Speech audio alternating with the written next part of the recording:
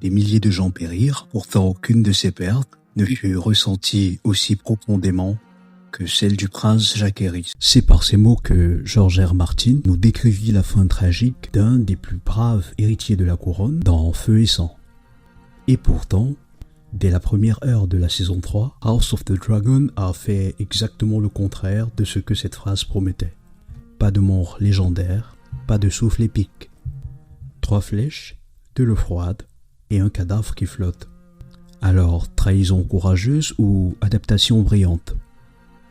C'est exactement ce qui déchire la communauté en ce moment, et nous, on va se charger de trancher. Je vais te dire pourquoi tu es là. Je suis curieux de savoir ce que vous voulez. Notre grande guerre est spirituelle. Je sais qui je suis. Je vois des gens qui sont morts. Une nouvelle ère a commencé. Tu ne m'arrêteras pas. Silence! Et quel est ton nom? Le roi des mauvaises blagues. Et comment que c'est moi? Bien sûr, et je suis fait pour te comprendre.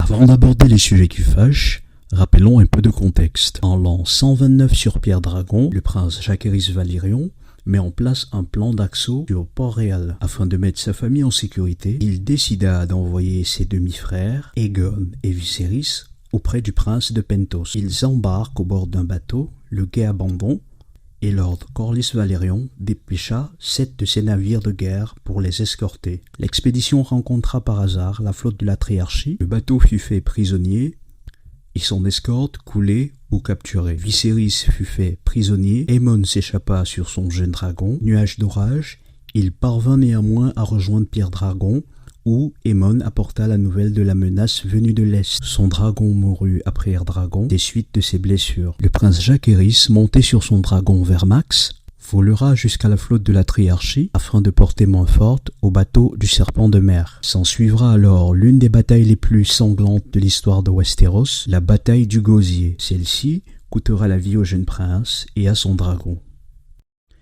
L'épisode 1 de la saison, intitulé Mer et sel, Feu et Sang, nous relate les événements de cette bataille.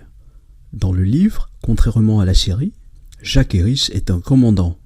Il réunit 5 dragons, il orchestre la victoire, et sa mort reste floue, contradictoire selon les témoins, comme si l'histoire elle-même refusait de le laisser partir.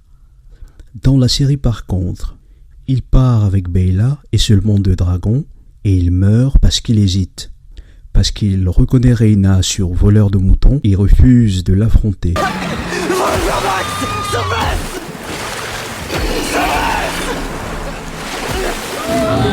Cette compassion lui coûte Vermax, puis 3 carreaux d'arbalète plus tard.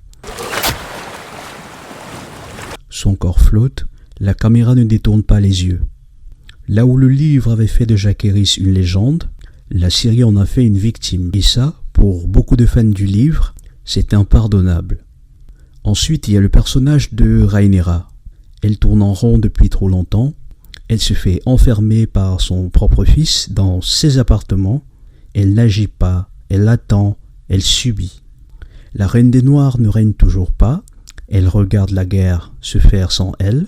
Et cette impuissance répétée commence à générer quelque chose de pire que la colère chez les fans, l'indifférence. J'ai peut-être l'apparence fragile et délicate d'une femme, mais je possède le cœur et l'âme d'un roi. Gardez le cap et forcez sur les ramparts! Vous vouliez de l'action? Eh bah, vous êtes servi. Soyons honnêtes, visuellement, cet épisode est une réussite. Les navires en flammes, les dragons qui plongent, les harponniers, la brutalité intime des abordages, tout ça est rendu avec une précision que la série n'avait jamais atteinte. Et le choix de placer la bataille de Gosier dès les premiers épisodes change tout à la dynamique de la saison. Fini les couloirs, les chuchotements, la guerre est là. Malgré quelques changements dans le récit, là où le livre entretenait le flou, la série impose la responsabilité. Jacaerys ne meurt pas du destin, il meurt parce qu'il refuse de tuer quelqu'un qu'il reconnaît. Ce n'est peut-être pas héroïque au sens classique, mais cela reste tragique au sens grec. Le vrai souffle de cet épisode, ce sont les nouveaux personnages. Nous sommes heureux de retrouver Tommy Flanagan dans la peau de Roderick Dustin, vieux guerrier chevronné à la tête d'un bataillon de 2000 soldats du Nord, connu sous le nom des Loups de l'hiver, venus porter main forte au camp des Noirs. Nous sommes venus mourir. pour la Reine Dragon. Ormond Hightower, interprété par l'excellent James Norton, arrogant calculateur, cousin d'Alicent, il incarne le bras armé des Verts depuis le Sud. Et son apparition rappelle immédiatement que les Noirs n'ont pas gagné la guerre, ils ont juste gagné une bataille.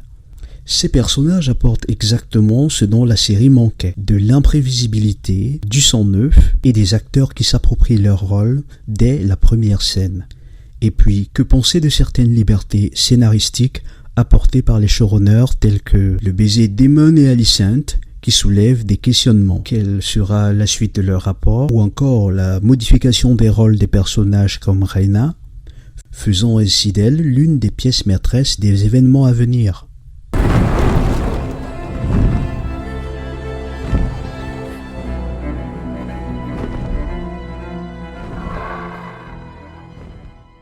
Alors, pourquoi les fans se déchirent? Parce que House of the Dragon a fait un choix. Là où l'œuvre de Martin a mis l'accent sur le côté mystifié, héroïque et légendaire, la série se veut plus humaine, plus grise, plus nuancée, plus d'emprunt. Ce qui soulève encore là la problématique de où doit s'arrêter la liberté dans l'adaptation d'une œuvre. Et moi, je me ferai plaisir de lire votre réponse à cette question dans les commentaires.